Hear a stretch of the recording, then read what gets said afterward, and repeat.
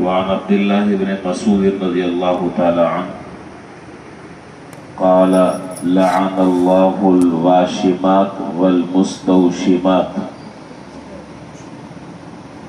والمتمنصات والمتفلجات للحسن المغيرات خلق اللہ۔ حضرت عبداللہ بن مسعود رضی اللہ تعالیٰ عنہ سے روایت ہے کہ انہوں نے ارشاد فرمایا کہ اللہ تعالیٰ نے گودنے والی اور گدوانے والی، پلکوں کے بال اکھڑوانے والی، خوبصورتی کے لیے دانتوں کے درمیان فاصلہ پیدا کرنے والیوں پر جو اللہ کی پیدا کی ہوئی صورت میں تغیر کرتی ہیں لعنت فرمائی ہے۔ حضرت عبداللہ بن مسعود رضی اللہ تعالیٰ عنہ سے روایت ہے، ارشاد فرمایا کہ اللہ تعالیٰ نے گودنے والی، گدوانے والی، پلکوں کے بال اکھڑوانے والی اور خوبصورتی کے لیے دانتوں کے درمیان فاصلہ پیدا کرنے والیوں پر جو اللہ کی پیدا کی ہوئی صورت میں تغیر اور تبدیلی کرتی ہیں اللہ نے لعنت فرمائی ہے۔ کسی عورت نے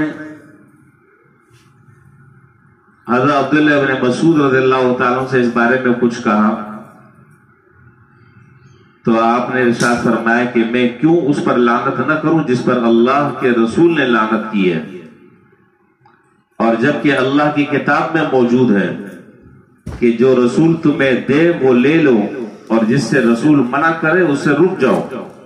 یہ تو اللہ تعالیٰ کی واضح کتاب میں موجود ہے، وَمَا آتَاكُمُ الرَّسُولُ فَخُذُوهُ وَمَا نَهَاكُمْ عَنْهُ فَانْتَهُوا۔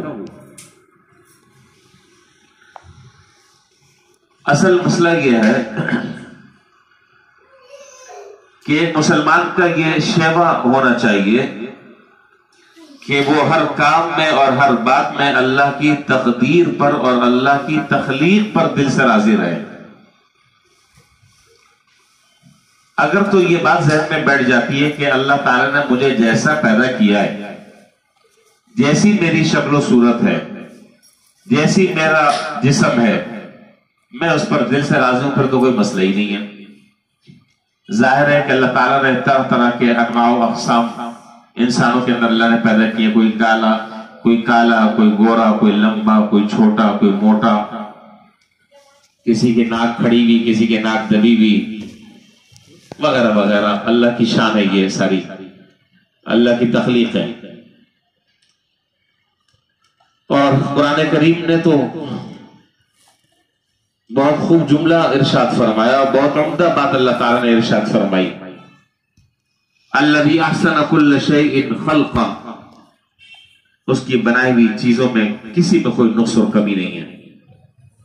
بہترین طریقے سے اللہ تعالیٰ نے انسان کو پیدا فرمایا، لقد خلقنا الانسان فی احسن تقویم، خوبصورت سانچے میں ہم نے انسان کو ڈالا ہے۔ کسی مسلمان مرد یا عورت کے لیے یہ بات جائز نہیں کہ اپنے جسم میں کوئی تغیر کرے اور کوئی رد و بدل کرے۔ اس کا معنی یہ ہے کہ اللہ تعالیٰ نے اسے جس طریقے سے پیدا فرمایا اس پر وہ راضی نہیں، اور اللہ کی تخلیق میں وہ تغیر اگر کرنا چاہتا ہے تو اللہ نے اس پر لعنت فرمائی۔ آپ نے دیکھا ہوگا بعض لوگ جو ہے وہ سوئی سے یہ کسی اور چیز سے جسم کے کسی حصے کو چھیلتے ہیں اور اس میں رنگ بھرتے ہیں، اس کو گدوانا کہتے ہیں، گدوانا۔ دیکھو کہ مختلف کسی پر وہ بنا ہوا ہوتا ہے، کیا کہتے ہیں اس کو؟ نہیں، نام بھی لکھا ہوتا ہے، وہ جو تصویر بنی ہوئی ہوتی ہے ہاتھوں پر اور پیچھے کمر پر، کارٹون بناتے ہیں، پلانٹون پتہ نہیں کیا بلائے، ہاں وہ یہ بناتے ہیں، وہ باقاعدہ جسم میں سوئی کر کے اس کو چھیل کر اس کے اندر مختلف قسم کے رنگ بھرتے ہیں۔ تو اللہ نے تو ایسا پیدا نہیں کیا۔ تو یہ جو کروانے والا ہے، در حقیقت یہ جو کروانے والا ہے، یہ اللہ کی اس تخلیق میں تغیر اپنے ہاتھوں سے کر رہا ہے، تبدیلی کر رہا ہے۔ اللہ نے لعنت فرمائی۔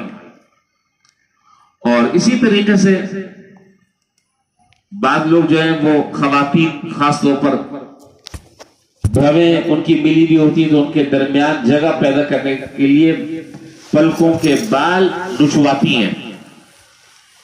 پلکوں کے بال نچوا کر ایک باریک سی پٹی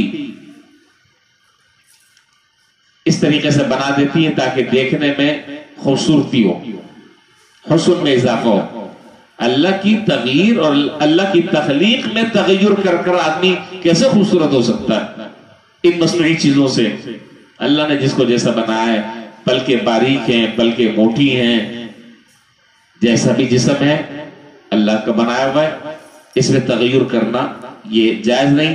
یہ تغییر خلق اللہ کے اندر داخل ہے جس کو قرآن کریم نے شیطان کا کام کہا ہے اور جو گناہ کے زمرے میں.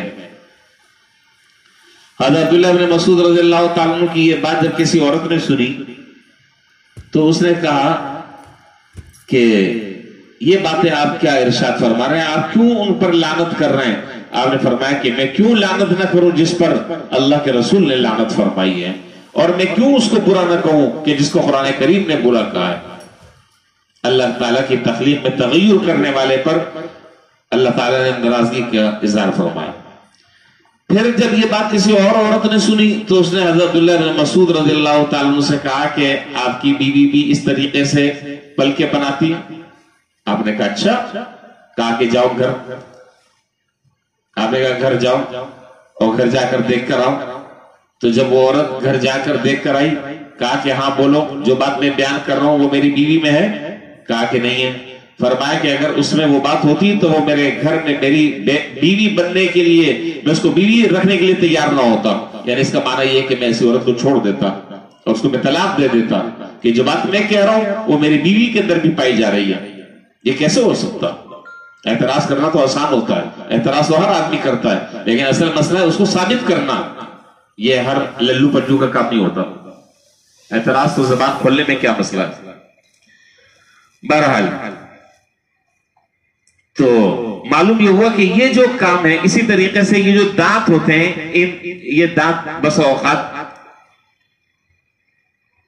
خواتین یہ کام بھی کرتی ہیں کہ بس اوقات جب دانت آتے ہیں تو وہ دانت ایک دوسرے کے اوپر چڑھ جاتے ہیں، اور جب دانت چڑھ جاتے ہیں تو وہ دیکھنے میں بظاہر کہتی ہیں کہ آدمی عورت جو ہے وہ بدصورت معلوم ہوتی ہے. تو کیا کرتی ہیں؟ ان دانتوں کو گھسواتی ہیں، جیسے قربانی کے جانوروں کے وہ سینگ گھستے ہیں، اسی طریقے سے دانتوں کو گھسوا کر اس کو باریک کر کر دونوں دانتوں کے درمیان میں خلا پیدا کرنا، یہ کسی زمانے میں حسن کہلایا کرتا تھا.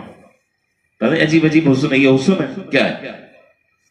یہ حسن کہلایا کرتا تھا. تو اس کے لیے وہ دانتوں کو گھسوا کر اس کو باریک کر کر اتنا باریک کرتے، اتنا باریک کہ دونوں دانتوں کے درمیان میں ذرا فاصلہ ہو جاتا، اور یہ حسن کی علامت سمجھی جاتی تھی. فرمایا کہ اس پر بھی اللہ نے لعنت فرمائی ہے، اس پر بھی اللہ کے رسول نے لعنت فرمائی ہے. بہرحال یہ ہے حدیث کا حاصل، اور قرآن کریم کی اس سلسلے میں آیت ذکر فرمائی ہے صاحب کتاب نے، وَمَا آتَاكُمُ الرَّسُولُ فَخُذُوهُ وَمَا نَهَاكُمْ عَنْهُ فَانْتَهُوا. یہ اصول بیان کر دیا کہ رسول تمہیں جو چیزیں دیں اسے لے لو، اور رسول جس چیز سے منع کریں اس سے رک جاؤ.